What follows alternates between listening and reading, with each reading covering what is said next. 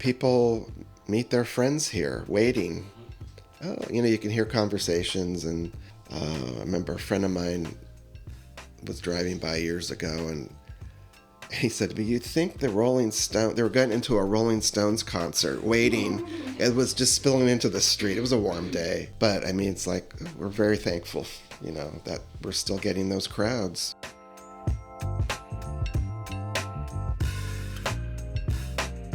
That was Brian Mitchell, co-owner of Mitchell's Ice Cream.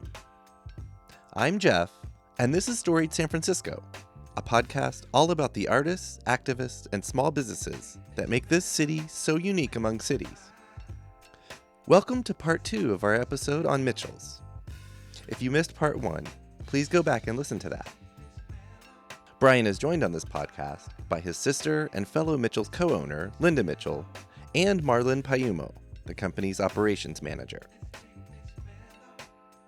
I just want to mention the outpouring of love and fond memories that folks ended up expressing on the Instagram post for part 1.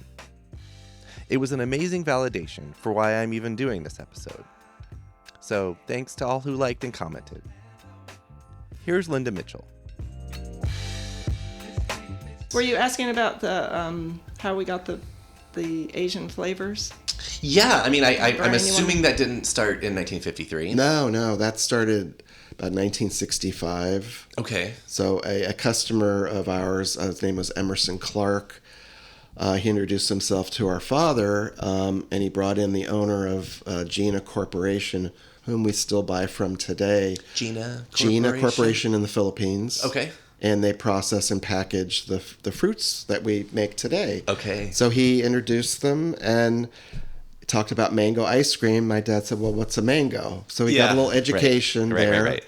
And Mr. Kausick was the owner at the time. His son runs it now. He said, "Well, why don't you? I'll ship you some mango puree, and see how you like it." So my dad said, "Okay." He was open to it, thankfully. Right. And so Mr. Clark arranged it. He was our broker from 1965 until probably late 80s, perhaps, early 90s. No, in the 90s, because I knew him. Mid-90s? Yeah, he retired. Like a good 30 years or so. Mm-hmm. Yeah. He was a big grand poobah at the Masonic Lodge on 19th Avenue and Sloat. He kind of looked like Sherlock Holmes. Oh. Yeah, very tall, very distinguished with the hat, the feather in the side. Always well-dressed and very dapper and very distinguished. I know. He was a mango broker. Or exotic fruit? Yes. Yes. Right. He imported for Gerber Foods, didn't he? Gerber Baby yes, Foods? supposedly. Okay. Y'all weren't his only gig. Yeah. No. No. Yeah. And he had other interests, I'm sure, that we were not aware of. But so my dad, the mango. Your dad said yes. Yes, I'm going to make mango ice absolutely cream. Absolutely, brought it in and introduced it to the area here. And then one by one, he tried the ubi, which is the taro. Which is a big trend taro. now. Oh, my God, huge. And macapuno, the sweet coconut, and then buko, langko, which is jackfruit, avocado. And there was a couple of others that he had in the 70s, atis and caimito, that he had for a number of years. But don't forget mais y queso. Oh, yes, corn and cheese. Oh, we had that. Lovely. Yes. More Mexican or where does that come from? Influenced by Mexican, Spanish. But they have that flavor in the Philippines. It was cheddar cheese. But it's influenced by cheddar cheese. But the corn is such a huge shredded. Part of that. Yeah. Marlon, what did you think when you show up to your new city, your new country, and you're like, there's this ice cream store called Mitchell's, and they have all these flavors?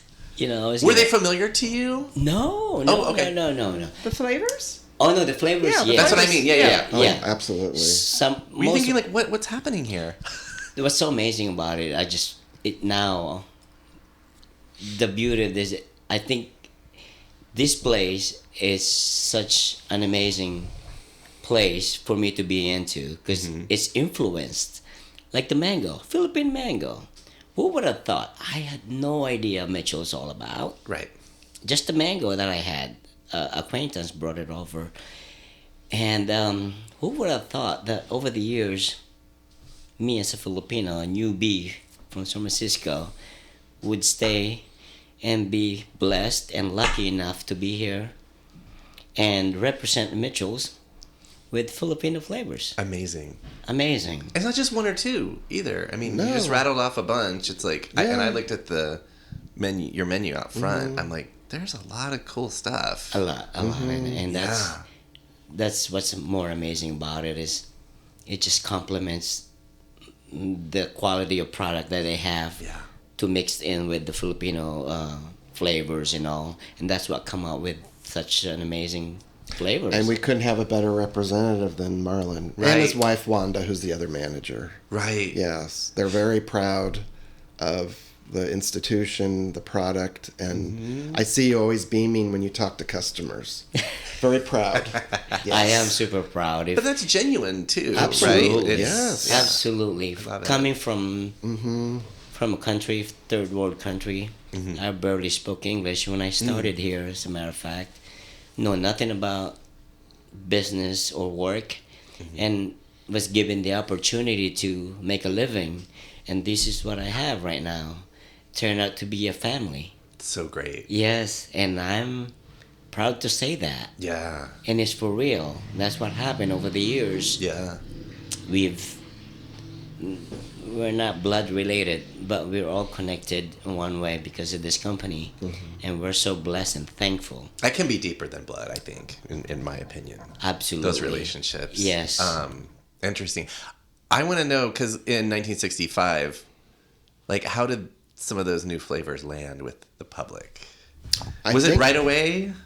I'm not sure, but I Dad think told slowly me it took over vanilla as mango took over vanilla as the most popular flavor even in within like a short time. Even in 65? Okay. I love it because I...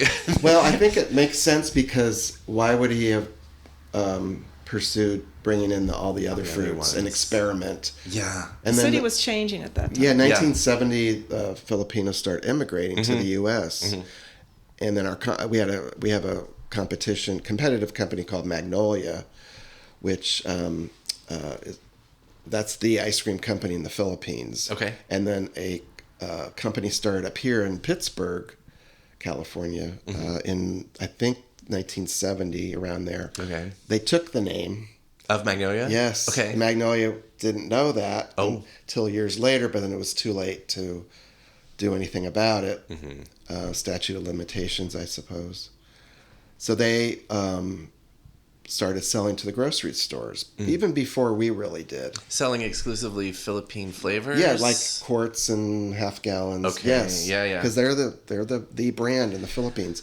Right. And they took the logo and all that. Oh, wow. Yeah. So they were in the stores. I thought it was coincidence. It No, sounds not retail. more but devious than that. No retail, but just in the grocery In the stores. And then they'd open up mom and pop grocery stores. And then we started in the kind of the 74. He started wholesaling to those mom and pops.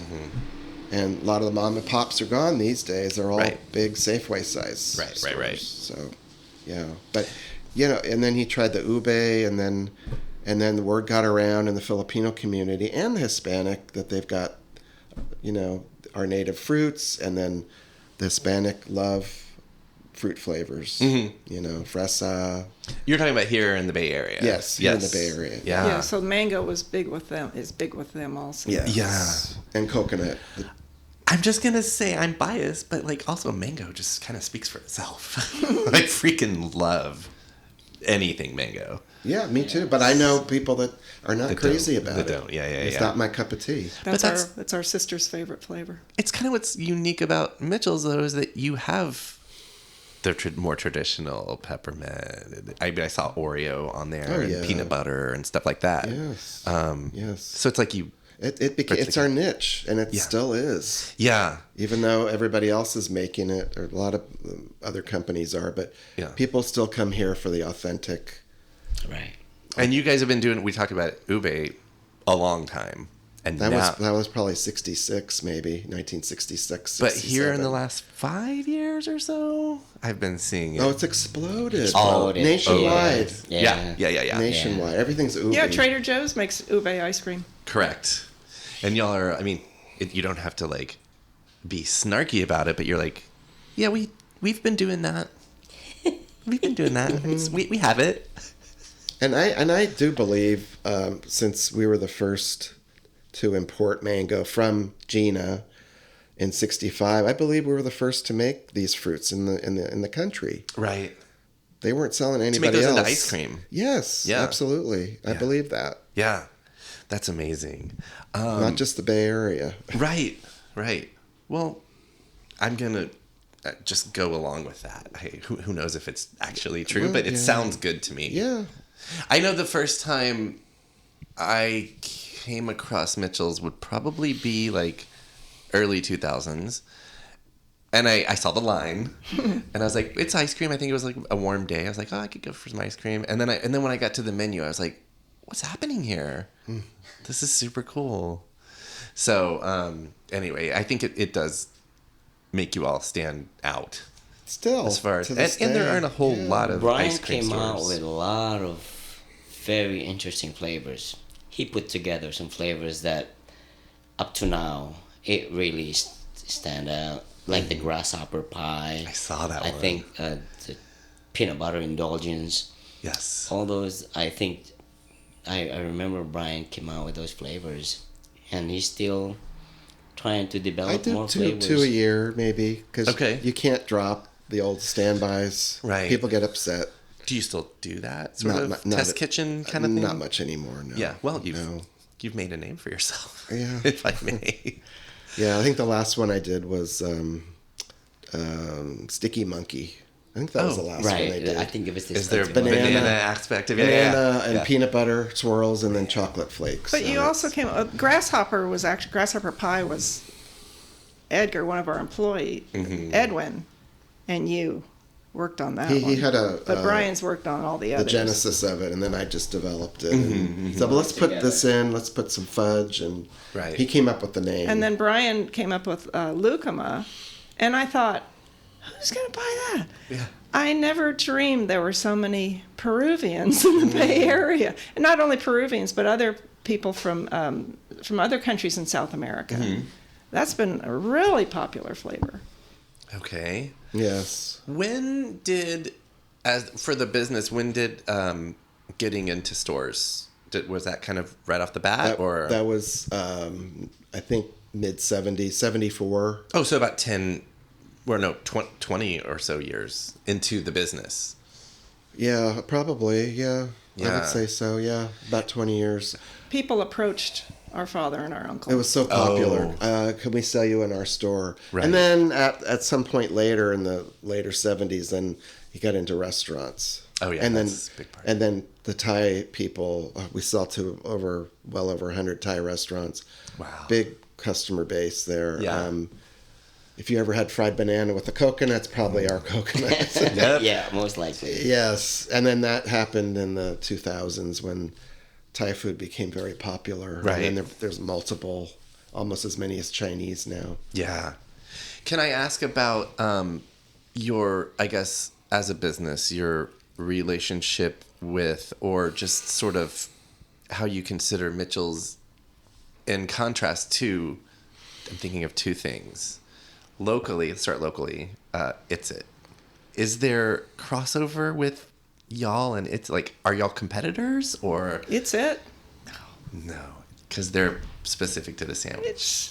It's ice cream in the sandwich. Yeah. Yeah. And it's another long time Bay Area business. Yeah. I mean, That people feel very strongly Yeah, about. right. Yeah, they're Myself like- included. and they sell they've more been in like around little. a Well, long like, do they sell in the big stores? I guess they do. They Now, do. they're- They even do. do international. Yeah. Yeah. Internationally. I think their plant's in Burlingame, or it was. It is. It's it's right still off there. 101. Yes. Yeah. Yeah. So no. So there's not really it's not a direct competition. No. No, Did y'all ever think about doing ice cream sandwiches? we do. Oh, you do them? Well, so I guess you thought about it. It's not a big selling item for us. Right. But we do have them. It's a novelties. Yeah, we Yeah. bake the cookies. I forget which company we buy from now. Pacific Cookie Company in Santa Cruz. Still. Yeah. Used to be Otis Spunkmeyer. Oh, yes. Oh yeah, I know that one. Otis, yeah. Yeah. Well, okay, and then the other one I want to know because I do consider this a trend, and it went national as Ben and Jerry's. Oh, Ben and Jerry's, yes. Yeah. Well, they have a store in the Haight Yes. and at the Wharf. Haight and Ashbury. Yes, and at the Yes, Wharf. and at the they Wharf. have a place there Correct. too. And they're in the stores everywhere. So, yeah. Fair to say they're a direct Yeah, competitor. yeah, I would say, yes. But I do want to say that, the fact that y'all are local and you've been here for 70 whatever years, like that's 70, yeah, 71 this June. that's huge. And I do think people appreciate that. right. I think there's a big there's a widespread sentiment in San Francisco that we don't love the chain stores. We Right. love the mom and pop. We love the homespun and the stories that come with those, and like the family stories, for example. Yes. I think it's powerful as hell. Absolutely. And people meet their friends here waiting. Mm-hmm. Oh, you can hear conversations. And Yeah. I remember a friend of mine was driving by years ago, and he said to me, "You'd think they were getting into a Rolling Stones concert waiting." It was just spilling into the street. It was a warm Right. day. Yeah. But, it's like, we're very thankful, that we're still getting those crowds. Yeah. All right. Well, any final thoughts that y'all want to get on while we're here? Well, I'll take this opportunity to, express exactly how me and my family felt towards the Mitchells. Mm-hmm. Because if I were given a chance to speak up to a crowd, I will burst in tears. Oh. Just because I felt it. It's right here inside of me. Yeah. What this company and what this family has brought into my life, where I am at now. I'm so thankful and blessed. And this is from a clear heart, saying, we are so blessed. I met my wife over here, and we've been married for 32 years. Wow. Congratulations. And she's been with the company for 32 years as well. Yeah. So it's a husband and wife helping the Mitchells. And I want everybody to know that American dream do happens. It happens. For those who work hard, persevered, and show loyalty. Yeah. And I want the whole world to know that it happens to good people. That's beautiful. And I am very fortunate to be part of this company. Hell yeah. I just want to share that. Well, That's and good thinking. we're so lucky to have both of them. I mean, because they both started. Wanda couldn't even. I wasn't here when Wanda was hired. I don't think I was here. Yeah, you started in 91. You were here. Because she's been here 32 years. You started in I 91. think You'll probably start She starting. took a year off for Oh, she did leave. maternity leave. Okay.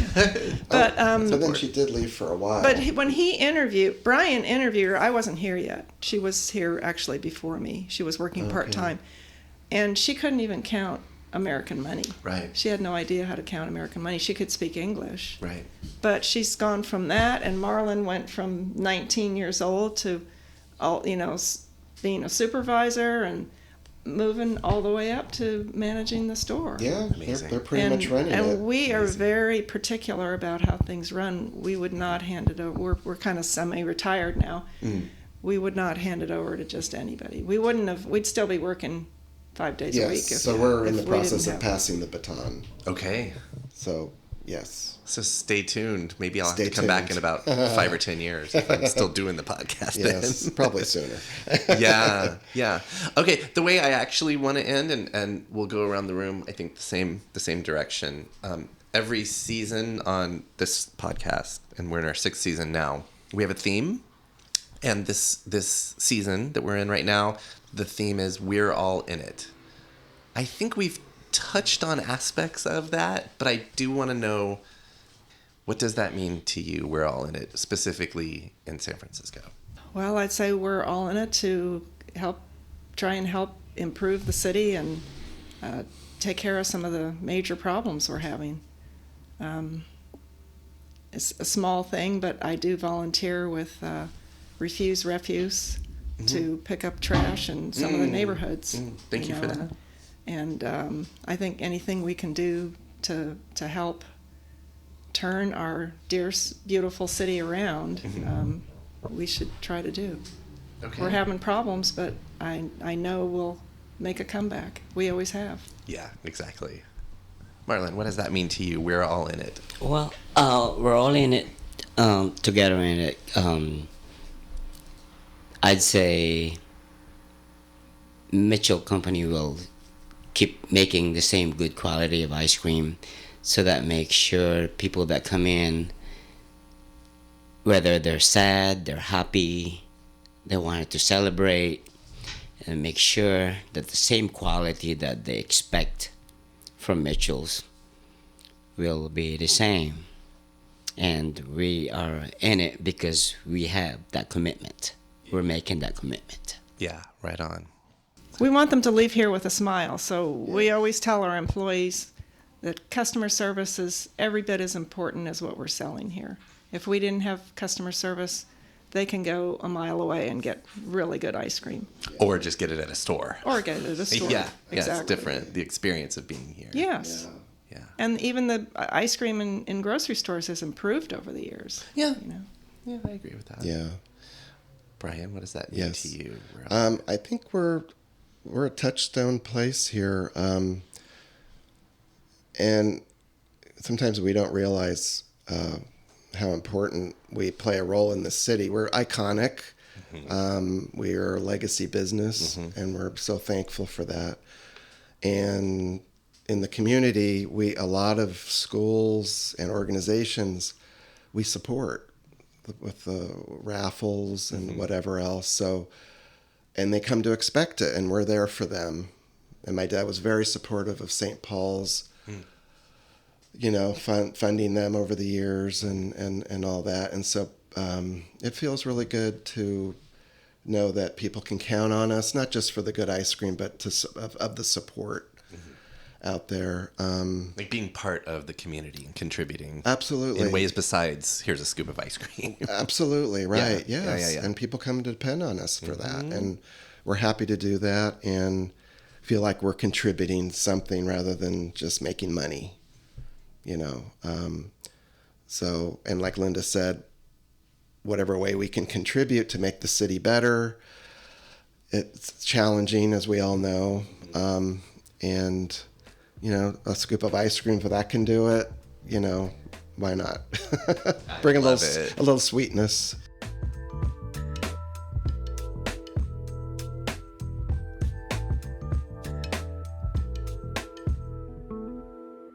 That was Brian Mitchell, along with Linda Mitchell and Marlon Payumo. On the next episode of Storied San Francisco, meet artist and designer Nate Tan of Nate One Design and New School Clothing and Accessories. Episode 14 drops next Tuesday, wherever you get podcasts. Also, check back this Friday for a bonus episode with SF Films Executive Director Ann Lai. Music for Storied San Francisco was produced, performed, and curated by Otis McDonald. Aaron Lim of Bitch Talk Podcast is our contributing producer. And the show is produced and hosted by me, Jeff Hunt. Now in our 6th season, we have more than 200 episodes available on our website, storiedsf.com, or wherever you listen to podcasts. If you're able to, please rate and review the show, and drop us a line at storiedsf@gmail.com. Thanks for listening. Keep rejecting those silly doom loop narratives about our city. Stay wacky, weird, healthy, and creative. And we'll see you next time on Storied San Francisco.